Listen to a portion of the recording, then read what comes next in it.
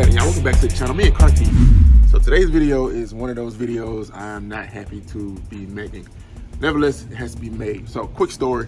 My wife and I one morning were right here in the Me and Car Keys garage, getting a good early morning workout in. I was sitting on the floor, literally right here, sitting on the floor, and I look up and I see this.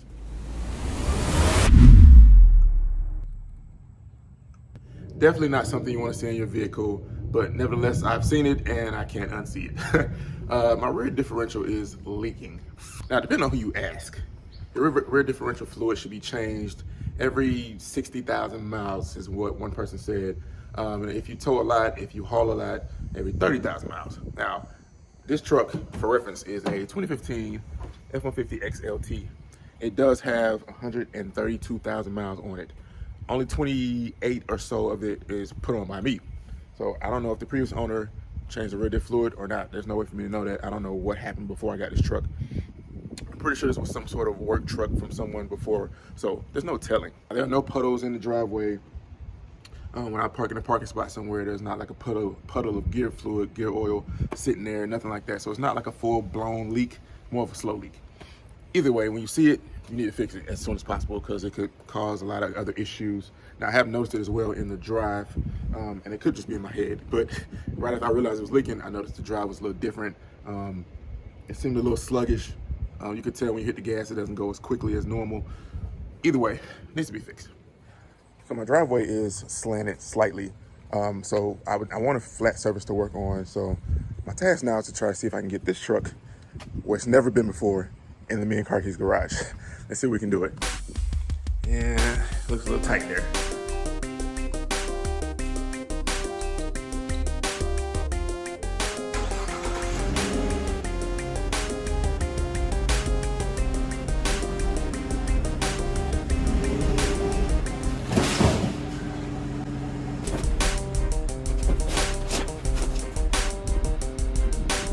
Tight.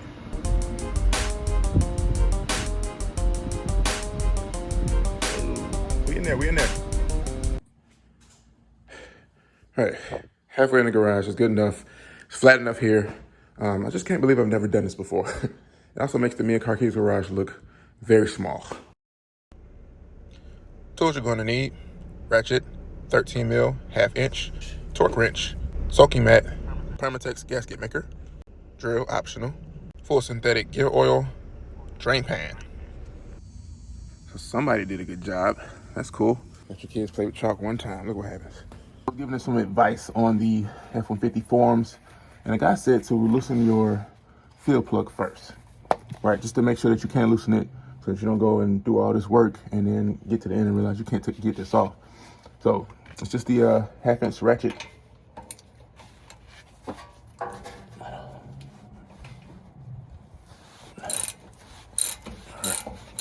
All right, good on there. Got that loose.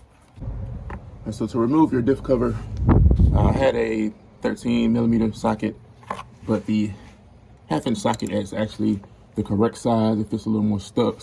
So if you try 13 mil and it doesn't fit tight enough, try 1/2 inch. So one thing to take note of here, this is a 12 bolt. Some of these bolts have these plugs on them. We have 1, 2, 3 plugs. So either mark them or take note of them some kind of way where they are so that you remember to put them back in correctly. It's the only place that they can go. So just kind of push that out of the way.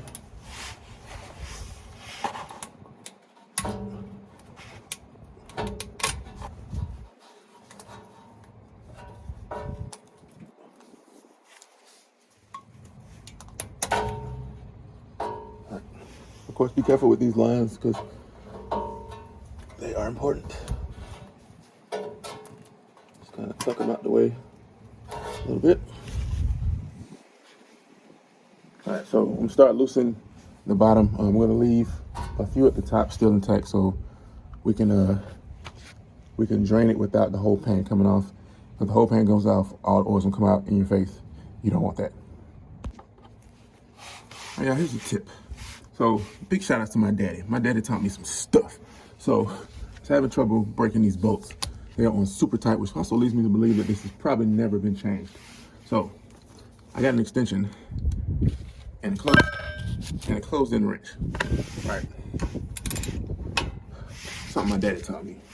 Put the closed-in wrench on the end, like so. Give you more leverage. And you pull down.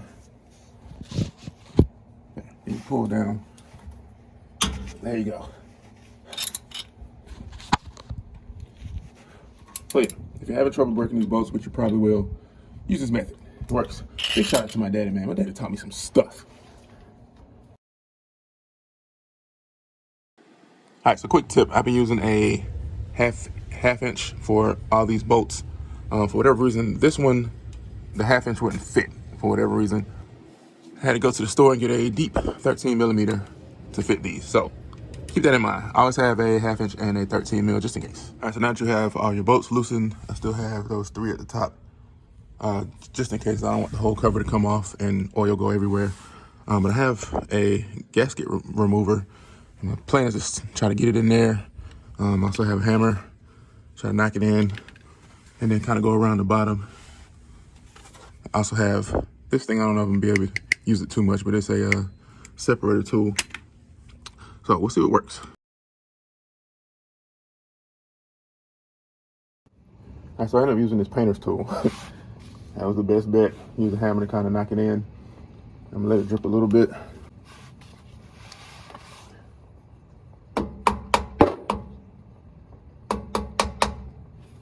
Just work it all the way down.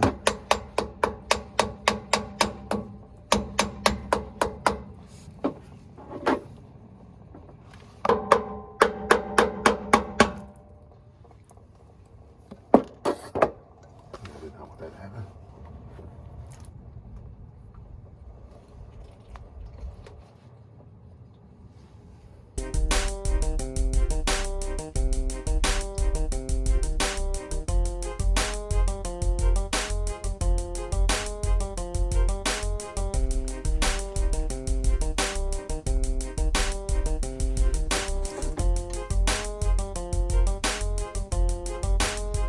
And so while we got that dripping, I'll go ahead and take off the other 3 bolts that we had at the top.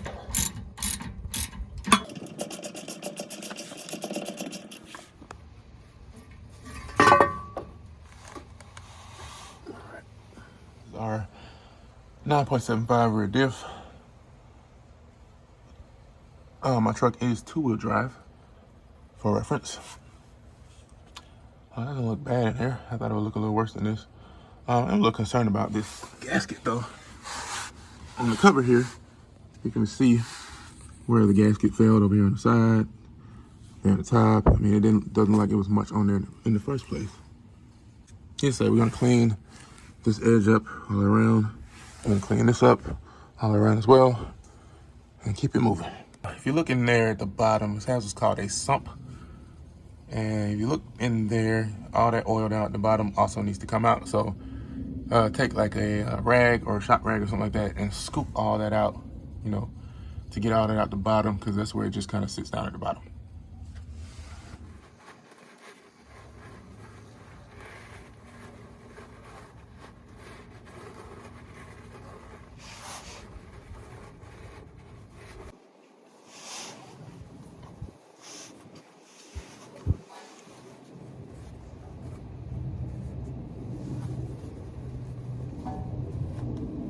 So I'm gonna use this gasket remover to get as much of this off as possible.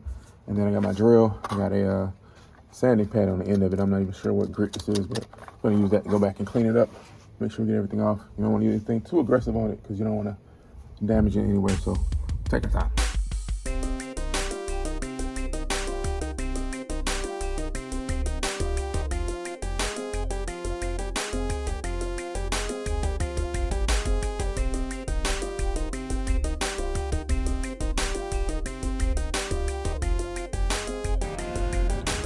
So now we have 2 ridiculously clean surfaces here and on the actual diff. Next step is to use our Permatex gasket maker. Now I got this one because it says gear oil gasket maker, specialized formula, resist friction modifiers. And it says specifically for differentials and transfer cases. And we're gonna take our Permatex and just go around the edges, go on the inside of the holes, but fill in this space as well and go around like that on the inside.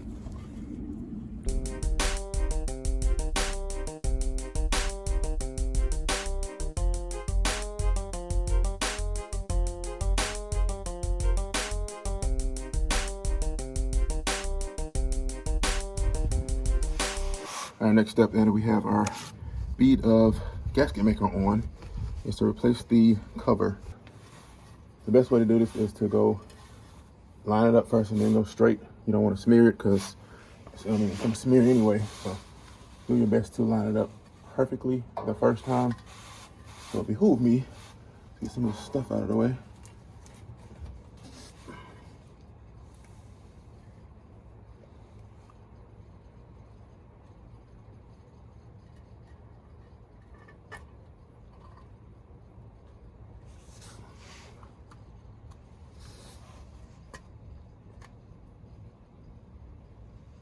All right. Definitely wasn't the best, but we got it in there. We're going to put one bolt here at the top, one down here at the bottom.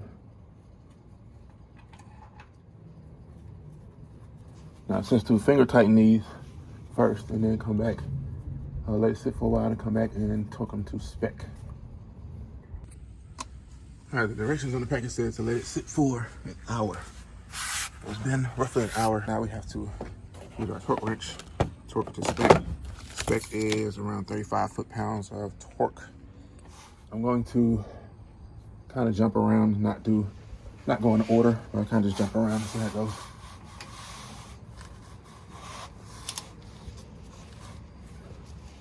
All right, so now we got everything torqued to spec. The next step is to fill up with oil. Before we move on, first of all, I want to give a big shout out to another fellow YouTuber, Living with 3M Auto Vlogging. Y'all check out his channel, y'all. He just got 1,000 subscribers, so big shout outs to him. Big congrats to him, y'all. Check out his channel. He has an awesome F-150. The reason I'm bringing him up is because he did a video. Matter of fact, let me show you. He did a video where he explained this. Now, this is your door tag. It has all kinds of information on your truck. Honestly, I had no idea what this stuff meant. The only thing I understood on this is your spec, your tire size, your original tire size. The only thing I understood. I didn't pay attention to anything else. So he did a video talking about what this tag meant. So go check it out. It was a while ago, but go check it out. I'll link it in the description below. The good thing about it is that I didn't know what rear diff I had in my truck. I had no clue, no idea. And he did a video explaining these tags, and it actually tells you on this tag information about your rear diff.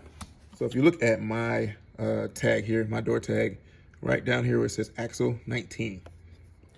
Now I went on Motorcraft's website and I typed in Axle 19 for F-150 2015, and it said that I have a 9.75 rear differential, 355 gears. And it also said it's open differential, so I don't need anything extra to add to the oil. My truck is a two-wheel drive, so nothing complicated there. Two-wheel drive truck. So as far as oil, there was also some confusion about what type of oil you're supposed to use for your vehicles. Apparently Ford changed at some point their recommendation for gear oil. Now, depending on who you ask, it was 75W85 or 75W140. I don't know when they changed from which to which. I'm just gonna go on the recommendation that was on the Motorcraft website for my truck, which was 75W85. Problem with that is I couldn't find it. I went to like 2 different stores and they didn't have 85. Well, one store had 1 quart of 85. So I ended up getting 75W90. Closest thing they had to 85.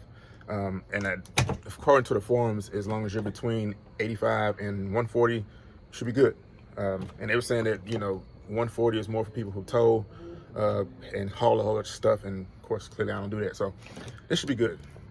Now, what I like about this is Valvoline's a trusted company, of course, and it's in this bag thing. So it's easier to dip and put oil in without making a mess than the actual plastic quarts that they normally have. Next step is to fill up with oil, and we're trying to hurry up before we run out of daylight because it's running. All right, so we did loose this fill plug before we started. Happy we did. Makes it a little easier right now. So I'm gonna take it all the way off.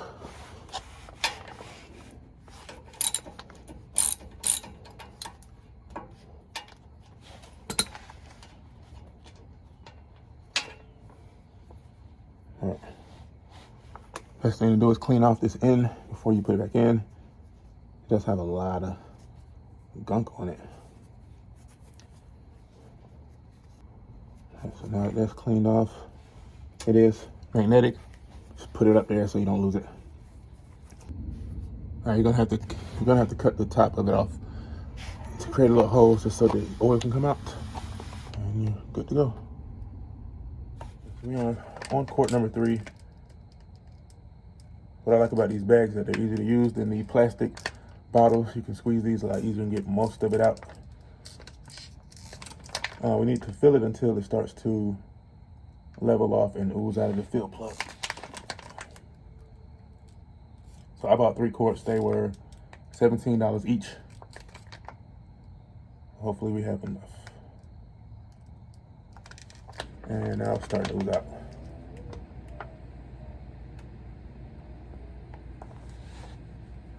There we go.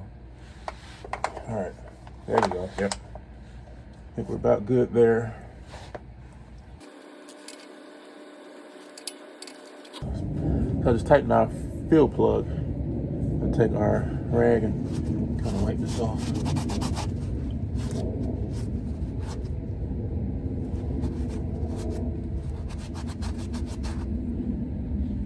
That should be good there. And I didn't want to over tighten this. Give it one more turn. Cool. Good to go. All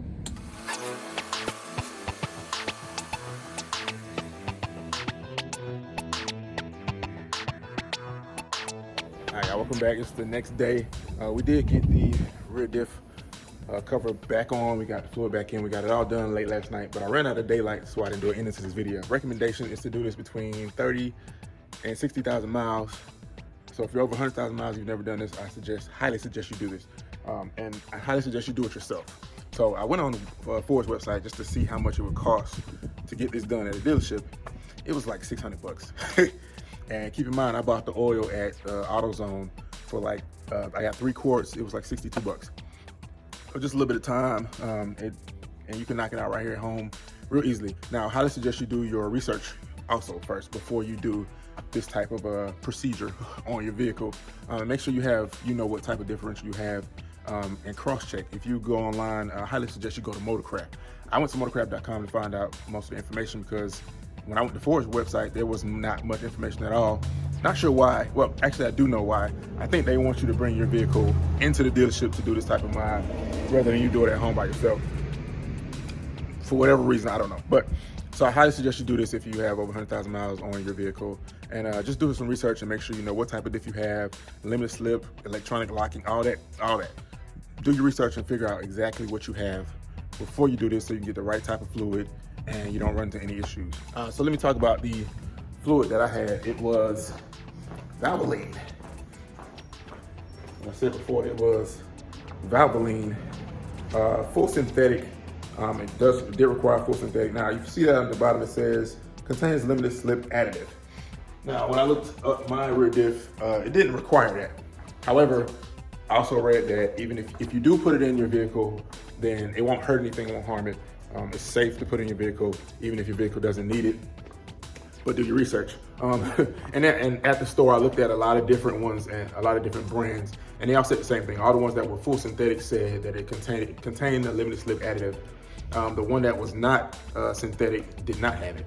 I haven't driven it yet. I've only pulled it out of the garage. So I'm gonna go take it for a drive in a minute and make sure everything's working, make sure the wheels are turning like they should, just make sure we don't have any issues, and also make sure we don't have any leaks up under here.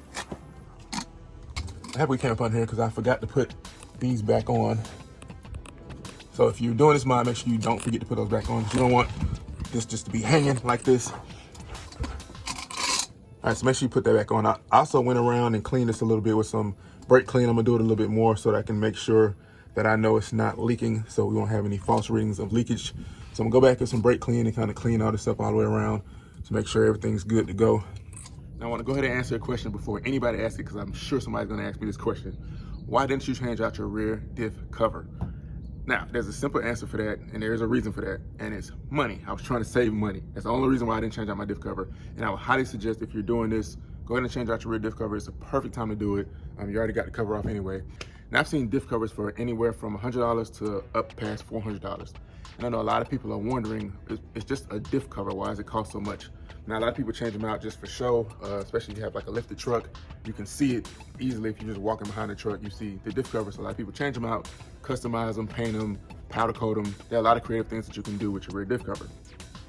However, a lot of people change them out for just practicality. Rear diff covers come with drain plugs, right? Why the stock ones don't, I never understand that. But if you get an aftermarket diff cover, it has a drain plug. So let's say it's not leaking, but you do need to change your fluid. It's good, you got a drain plug, drain it out, fill it back up, you can go. There are some aftermarket diff covers that claim to have design that dissipate heat. So if it dissipates heat, it allows your diff to work a lot more efficiently. Therefore, you don't have to change your oil as often. A lot of them also come with these little glass sights that you can actually look inside and see your fluid. You can see if it's clean, you can see if it's dirty. You can also check the level of it by just looking at these sights. So I would highly suggest you change out your diff cover if you can. All right, like I was saying, this was an easy procedure to do on your vehicle. Just take your time, make sure you have the right tools. I'll leave all the tools I use in the description below, and links for them all, make it a little easier for you. I'll also post a chart that I found online from Motorcraft that somebody posted. Matter of fact, I'll put it right here for one of the forums that gave a little information on Ford rear diffs and all the different types, so that you can make sure you have the right one that you need. All right, before we leave this video, I want to talk about this oil spill mat. This thing is awesome, okay? I got it off of Amazon. I don't remember how much it costs. I'll put it on the screen when I go back and look it up. This thing is awesome, okay? If you change your oil or any type of fluid on your vehicle, make sure you have one of these. If you're like me, you spill some, no matter how hard you try not to. You always spill something. When we were refilling the fluid in the rear diff, I had this mat down, and when it overfilled, it fell on the mat, right? It fell into a nice little puddle, and when I moved the mat, there was nothing under it. So it definitely absorbs whatever type of fluid, oil, grease, whatever. So awesome product, y'all. So I get one. I guarantee it will help you out next time you're changing your oil. All right, thank you for watching another video on the Me and Car Keys channel. If you got anything out of this video, anything that you like, anything that you learned, please give me a like. If you haven't subscribed already, please subscribe to the channel. Be part of Me and Car Keys family. We are growing, and I do appreciate your support. We only get to grow because you support this channel and you watch these videos. Please go ahead and leave me a comment. Anything you have, any advice, any questions that you have, put it in the comment section below. Thank you for watching another video on Me and Car Keys channel. I'll see you next time.